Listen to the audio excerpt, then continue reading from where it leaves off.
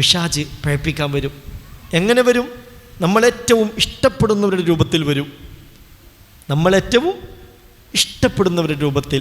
മരിച്ചു പോയവരുടെ കൂട്ടത്തിൽ ബാപ്പാനോടാണ് ഏറ്റവും വലിയ ഇഷ്ടമെങ്കിൽ ബാപ്പാൻ്റെ രൂപത്തിൽ ആര് വരും? ഇബ്ലീസ് വരും. ഉമ്മാനോടാണ് വലിയ ഇഷ്ടമെങ്കിൽ ഉമ്മയുടെ രൂപത്തിൽ വരും. മരിച്ചുപോയ വല്യമ്മയോട് വലിയ ഇഷ്ടമായിരുന്നു എങ്കിൽ ആ വല്യമ്മയുടെ രൂപത്തിൽ പിശാച് വരും. അങ്ങനെയൊക്കെ ഉണ്ടാവുമോ? ശൈത്താന് രൂപം മാറി വരാൻ കഴിയുമോ? ശൈത്താന് രൂപം മാറി വരാൻ കഴിയും. അതന്ധവിശ്വാസമാണോ? അതന്ധവിശ്വാസമല്ല. ബദർ യുദ്ധത്തിൽ പോലും രൂപം മാറി ആര് വന്നിട്ടുണ്ട്? ശൈത്താൻ വന്നിട്ടുണ്ട്. ആർക്കാ നിഷേധിക്കാൻ കഴിയാം? وَإِذْ زَيَّنَ لَهُمُ الشَّيْطَانُ أَعْمَالَهُمْ وَقَالَ لَا غَالِبَ لَكُمُ الْيَوْمَ مِنَ النَّاسِ وَإِنِّي جَارٌ لَكُمْ فَلَمَّا تَرَاءَتِ الْفِئَتَانِ نَكَصَ عَلَى عَقِبَيْهِ قَالَ إِنِّي أَرَى مَا لَا تَرَوْنَ إِنِّي أَخَافُ اللَّهَ وَاللَّهُ شَدِيدُ الْعِقَابِ. സഹോദരി, ബദറിൽ ഇബ്ലീസ് ഇറങ്ങിയതിനെ കുറിച്ചാണ് ആയത്ത്. അതായത് ശത്രുക്കൾ 1000-ഓളം ആളുകൾ കോപ്പുകുട്ടി ബദറിലെത്തി. യുദ്ധം ചെയ്ത് പെട്ടെന്ന് കഥ കഴിച്ച് തിരിച്ചു പോകാമെന്ന് കരുതിയാണ് അവർ വന്നത്. അങ്ങനെ ബദർ യുദ്ധത്തിലെത്തി. യുദ്ധം തുടങ്ങുന്നതിന് കുറച്ച് മുമ്പ് ചില ആളുകൾ പറഞ്ഞു, മുഹമ്മദിനോട് നമ്മൾ കളിച്ചാൽ ചിലപ്പോൾ പരാജയപ്പെടും. മക്കയിൽ നിന്ന് പലപ്പോഴും അവനെ തകർക്കാനായി പല വിദ്യകളുമായി നമ്മൾ ചെന്നപ്പോൾ അവൻ്റെ ചുമലിൽ നിന്ന് വലിയ ഒട്ടകങ്ങളും സിംഹവും പാമ്പൊക്കെ ഇങ്ങനെ പത്തി വിടർത്തി നിന്ന് നമ്മൾ കണ്ടിട്ടുണ്ട്. ഒട്ടകം തേറ്റ കാട്ടി നിന്ന് നമ്മൾ കണ്ടിട്ടുണ്ട്. അതുകൊണ്ട് യുദ്ധത്തിന് നിൽക്കണോ, പെട്ടെന്ന് പൊയ്ക്കൂടെ എന്ന് ചില ആളുകൾ അഭിപ്രായപ്പെട്ടു. അപ്പം ഇബ്ലീസ് എന്ത് ചെയ്തു എന്നറിയോ? സുറാഖത്ത് ബിൻ മാലിക് ബിൻ ജോഷുമിൻ്റെ രൂപത്തിൽ ബദറിൽ പ്രത്യക്ഷപ്പെട്ടു.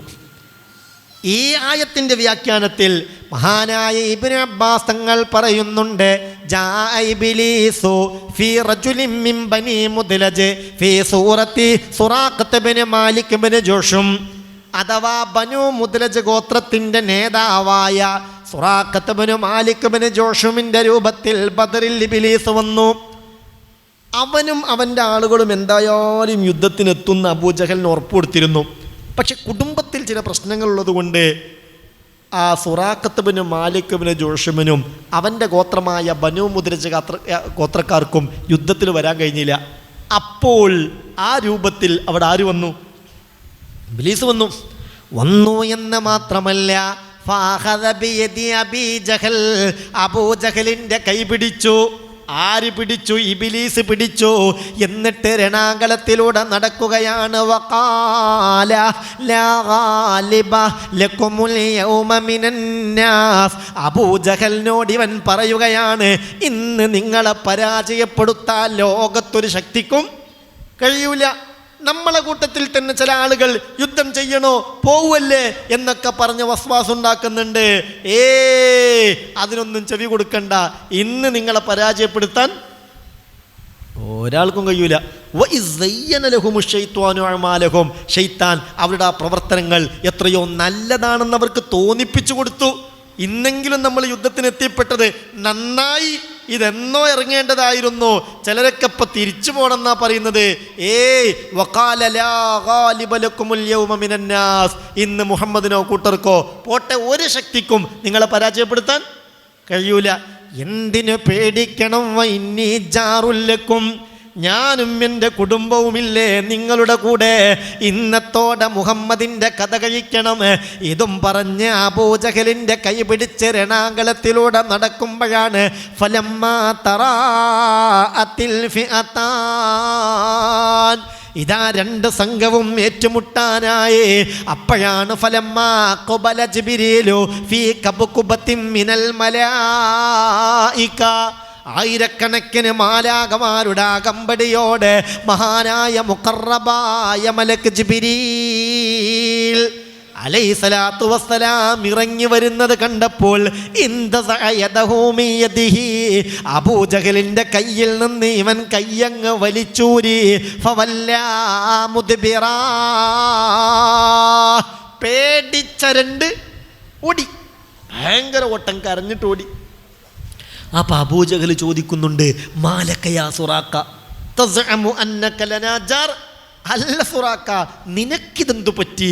കൂടെ നിന്ന് യുദ്ധം ചെയ്ത് മുഹമ്മദിനെയും കൂട്ടരെയും പരാജയപ്പെടുത്താന്ന് പറഞ്ഞിട്ട് എന്താ യുദ്ധം തുടങ്ങാൻ നേരത്ത് നീ ഇങ്ങനെ ഒച്ചണ്ടാക്കി കരഞ്ഞിട്ട് ഓടുന്നത്? അപ്പോൾ അവൻ പറഞ്ഞു, എടാ ഇന്നി അറാമാലാ തറൗൻ ഇന്നി അഖാഫുല്ലാഹ് വല്ലാഹു ശദീദുൽ ഇഖാബ്. എടാ ഇന്നി അറാമാലാ തറൗൻ, നിങ്ങളിപ്പോൾ കാണാത്തത് ഞാൻ കാണുന്നുണ്ട്. ഇന്നി അഖാഫുല്ലാഹ്, എനിക്ക് അല്ലാഹുവിനെ പേടിയാണ്. കാര്യം എന്തൊക്കെയാണെങ്കിലും എനിക്ക് അല്ലാഹുവിനെ പേടിയാണ്. വല്ലാഹു ശദീദുൽ ഇഖാബ്, അല്ലാഹുവിൻ്റെ ശിക്ഷ കഠിന കഠോരമാണ്. ഇനി ഞാൻ ഇവിടെ നിന്നാൽ അതിൻ്റെ കഥ കഴിക്കുക. കാരണം ഇവന് ശരിക്കാരെ കാണാൻ കഴിയും?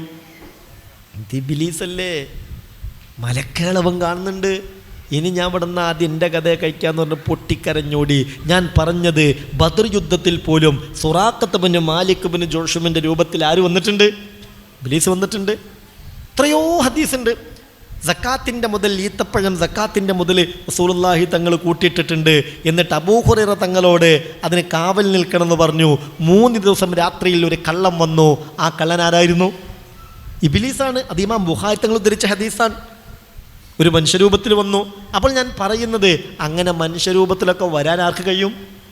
ശൈത്താന് കഴിയും. അപ്പോൾ മരിക്കാൻ നേരത്ത് ആ മരണവേദന ഇങ്ങനെ തുടങ്ങി. ഉറപ്പായി പടച്ചോനെ, ഈ വേദന സാധാരണ വേദന അല്ല. അല്ലാഹുവേ, ഈ വേദന സാധാരണ വേദനയല്ല. ഒരുപാട് കാലമായി മരണത്തിൻ്റെ വേദനയെ ഞാൻ കേൾക്കാൻ തുടങ്ങിയിട്ട് ഇതെൻ്റെ മരണവേദന തന്നെയാണ്. ഞാൻ മരിക്കുകയാണ്, എൻ്റെ ശ്വാസം നിലക്കുകയാണ്. എന്നിട്ട് ബോധ്യപ്പെടുന്ന ഉറപ്പാകുന്നൊരു സമയം നമുക്കൊക്കെ ഉണ്ടല്ലോ. ആ സമയത്താണ് നമ്മളെ ദുനിയാവുമായിട്ടുള്ള ചിന്തക്കാണ്ട് കഴിഞ്ഞു. പിന്നെ ഏകാന്തതയുടെ ഖബറിനെ കുറിച്ചുള്ള ആലോചന മിന്നിമറിയുകയാണ്. അപ്പോഴാണ് മരിച്ച വല്യമ്മാൻ്റെ രൂപത്തിൽ, അല്ലെ വല്യപ്പാൻ്റെ രൂപത്തിൽ, ബാപ്പാൻ്റെ രൂപത്തിൽ, ഉമ്മാൻ്റെ രൂപത്തിൽ ആര് വരികയാൻ?